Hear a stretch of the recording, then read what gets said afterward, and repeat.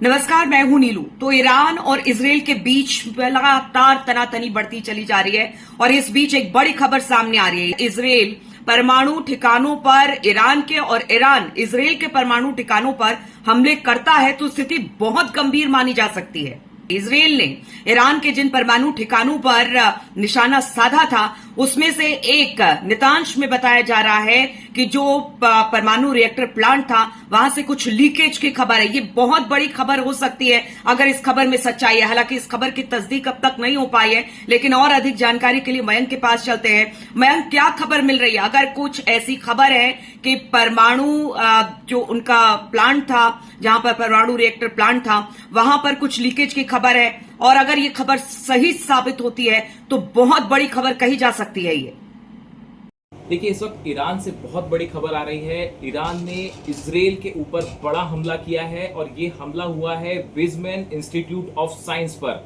Israel का ये बहुत बड़ा इंस्टीट्यूट है, साइंस इंस्टीट्यूट है। यहाँ पे 3000 से ज्यादा साइंटिस्ट हमेशा एक साथ काम करते हैं। यहाँ पे ईरान ने बैलिस्टिक मिसाइल से हमला किया है और ये हमला जिस जगह पे हुआ है, जिस विज़मैन इंस्टीट्यूट ऑफ साइंस पर हुआ है, यहाँ पे न्यूक्लियर रिसर्च का काम होता है। देखिए, कल हमने देखा जिस तरह से इजराइल ने ईरान के न्यूक्लियर साइट्स को निशाना बनाया, 3 से ज्यादा न्यूक्लियर प्लांट्स पे हमला हुआ। उसका बदला लेते हुए 24 घंटे के अंदर ईरान ने बैलिस्टिक मिसाइल से बड़ा हमला किया विज़मैन इंस्टीट्यूट ऑफ साइंस पर, जिसे एक तरह से टिट फॉर टैट माना जा रहा है कि आपने हमारे न्यूक्लियर साइट्स पर हमला किया, बदला लेते हुए ईरान ने जो है वो इजराइल के साइंस सेंटर्स को निशाना बनाना शुरू कर दिया है।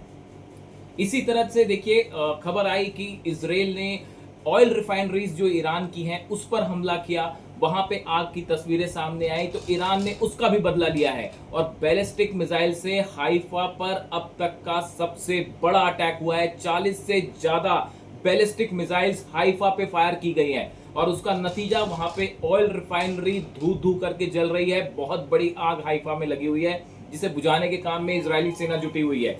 इसी तरह से आप देखें, तेल अवीव में, इल्लत में, अफालू में, रोहतोफ, बेतियाम, यहाँ पे ये सब जगह है जहां पे बहुत बड़ा नुकसान इजराइल को झेलना पड़ा है। और बेतियाम में तो बताया जा रहा है कि 80 से ज्यादा रिहायशी बिल्डिंग्स पूरी तरह से तबाह हो गई हैं। तो देखिए, जिस तरह से न्यूक्लियर साइट्स पर ईरान के हमला हुआ, ईरान ने साइंस सेंटर इजराइल पर हमला करते हुए उसे तबाह कर दिया। आपने ऑयल रिफाइनरीज पे ईरान की हमला किया, ईरान ने हमला करके इजराइल की ऑयल रिफाइनरी को हाइफा में तबाह कर दिया। ऐसी एक बहुत बड़ी खबर और आ रही है कि ईरान की IRGC ने दावा किया है कि इजराइल के 3 F-35 जेट्स गिरा दिए गए हैं। देखिए, ये बहुत बड़ी खबर है। इजराइल के 3 F-35 जेट्स को ईरान ने गिराने का दावा किया है, जिसमें 2 पायलट्स ऐसे बताए जा रहे हैं जो ईरान का दावा है कि वो ईरान के कब्जे में है। ये इजराइल के लिए एक बहुत बड़ा झटका है। जो नेतन्याहू की हमने बात सुनी, नेतन्याहू ने कहा है कि जब तक हम ईरान के परमाणु कार्यक्रम को खत्म नहीं करेंगे तब तक ये ऑपरेशन चलता रहेगा। ऐसे में आप सोचिए कि अगर इजराइल परमाणु ठिकानों पर ईरान के और ईरान इसराइल के परमाणु ठिकानों पर हमले करता है तो स्थिति बहुत गंभीर मानी जा सकती है। देखिए, जिस तरह से ईरान और इजराइल के बीच अब ये जो जंग है, ये इसका स्केल बढ़ता जा रहा है। इसके बाद जो सबसे बड़ी चिंता की बात है वो है न्यूक्लियर सेंटर्स पर हमले। देखिए, जिस तरह से इजराइल ने ईरान के न्यूक्लियर फैसिलिटीज को निशाना बनाया, नतांज को, इस्फहान को, फुर्दो को, ये तीनों सेंटर्स पे अब बड़ा सवाल है कि क्या यहाँ से रेडिएशन तो नहीं हुआ।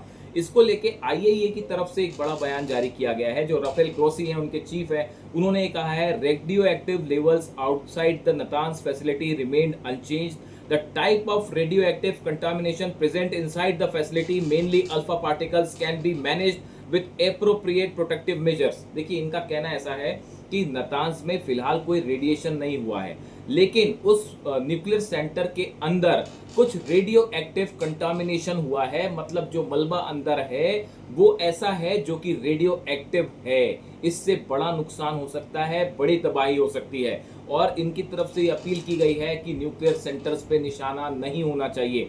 और देखिए, ईरान के न्यूक्लियर सेंटर्स पे हमला हुआ है, उसका बदला ईरान ने लिया। जो साइंस सेंटर है इजराइल का, उसको तबाह कर दिया है। और इजराइल के भी जो न्यूक्लियर सेंटर्स हैं उनकी जानकारी ईरान के पास है। ईरान पहले ही कह चुका है कि हमारे न्यूक्लियर सेंटर्स पे आप हमला करेंगे तो आपके भी न्यूक्लियर सेंटर्स नहीं बचेंगे।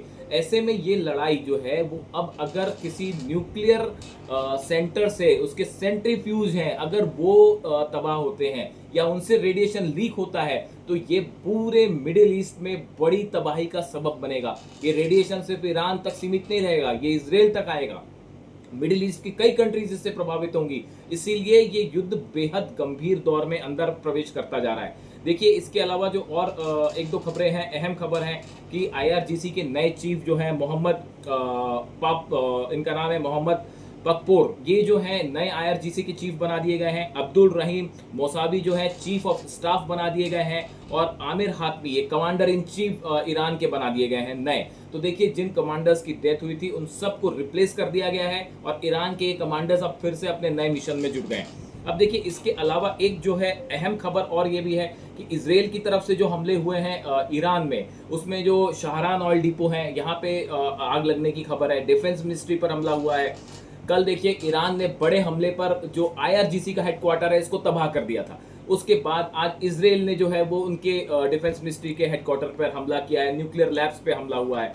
इसके साथ ही जो जैसा हमने बताया आपको कि ईरान की जो बैलिस्टिक मिसाइल्स हैं इसको रोकने में ईरान का आयरन डोम फेल हुआ है। देखिए, हम इसलिए ऐसा कह रहे हैं, पूरी तरह से सफल नहीं हो पाया। इसकी वजह यह है कि आयरन डोम अब तक उन रॉकेट्स को रोक पा रहा था जो गजा से फायर हो रही हैं, जो लेबनान से फायर हो रहे हैं, या शॉर्ट रेंज मिसाइल्स जो है वो फायर हो रही हैं। लेकिन अब जो मिसाइल इजराइल के ऊपर गिर रही हैं, फतेह-1, हमाद, खादर और खैबर शेकन, ये वो मिसाइल हैं। हज कासिम, फतेह-1, ये वो मिसाइल्स हैं जो हाइपरसोनिक मिसाइल्स हैं, क्रूज मिसाइल्स हैं, बैलिस्टिक मिसाइल्स हैं। इनको रोकने में आयरन डोम नहीं रोक पा रहा है इन सब मिसाइल्स को, ये बात साफ हो चुकी है। इसी वजह से इजराइल में इतनी बड़ी तबाही की तस्वीरें सामने आ रही हैं। कई बिल्डिंग ध्वस्त हैं, हॉस्पिटल्स में लोग भरे पड़े हैं, बहुत ज्यादा लोग घायल हुए हैं। एग्जैक्ट नंबर्स हमारे पास आते हैं, हम आपको बताएंगे। इजराइल में बड़ी तबाही हुई है, इसमें दो मत नहीं है। अब देखिए, आगे ईरान की तरफ से बात साफ कही गई है कि देखिए, जो बातचीत थी, न्यूक्लियर बातचीत, अब वो तो खत्म हो गई। बात वो छठे दौर की बातचीत थी, वो खत्म हो गई। अब सवाल ये है, खामेनी जो है सुप्रीम लीडर ईरान के, उनकी तरफ से साफ संदेश है कि ईरान अब रुकने वाला नहीं है, ये जंग अंत तक लड़ी जाएगी।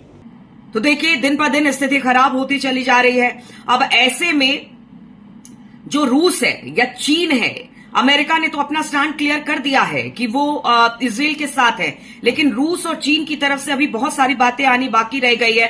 भयंकर, अगर इस तनातनी के बीच में, इस युद्ध की स्थिति के बीच में रूस और चीन की आप किस तरह से भूमिका देखते हैं? देखिए, इस पूरे मैटर में अब बड़ा सवाल ये है कि चाइना का रुख क्या है, रूस का रुख क्या है और अमेरिका का रुख क्या है। देखिए, एक बड़ी खबर निकल के आई है कि चाइना ने अपना एक कार्गो प्लेन जो है वो तेहरान भेज दिया है, जो कि हथियारों से भरा हुआ है।